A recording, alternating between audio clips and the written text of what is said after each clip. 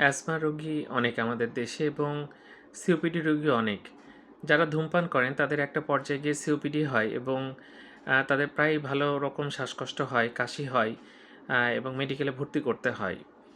তো যাই হোক আমরা ইনহেলার দিই এবং ইনহেলার রোগীরা নিতে চান না, এটা খুবই দুঃখজনক।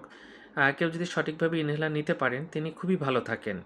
অ্যাজমা বা সিওপিডিতে আমরা যে ইনহেলারগুলো দিয়ে থাকি সেগুলো পার্শ্ব প্রতিক্রিয়া অনেক কম, দীর্ঘদিন নেওয়া যায় এবং সেগুলো নিলে রোগীরা কিন্তু সুস্থ থাকেন, বারবার কিন্তু হসপিটালে ভর্তি হতে হয় না, শ্বাসকষ্ট কম হয়, কাশি কম হয়, এই সুবিধাগুলো হয়।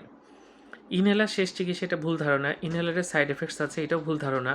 ইনহেলার নেওয়া কষ্টকর। হ্যাঁ, একসময় যে ইনহেলারগুলো পাওয়া যেত সেগুলো খুব একটা ভালো কাজ করতো না। বর্তমানে যে ইনহেলারগুলো পাওয়া যায় সেগুলো নেওয়া অনেক সহজ এবং সেগুলো ব্যবহার করলে রোগীরা কিন্তু অনেক আরাম বোধ করে।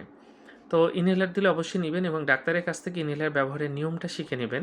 তাহলে অ্যাজমা বা সিওপিডি যদি আপনার হয়ে থাকে, আপনি এগুলো নিলে কিন্তু অনেকটাই ভালো থাকতে পারবেন। ধন্যবাদ সবাইকে।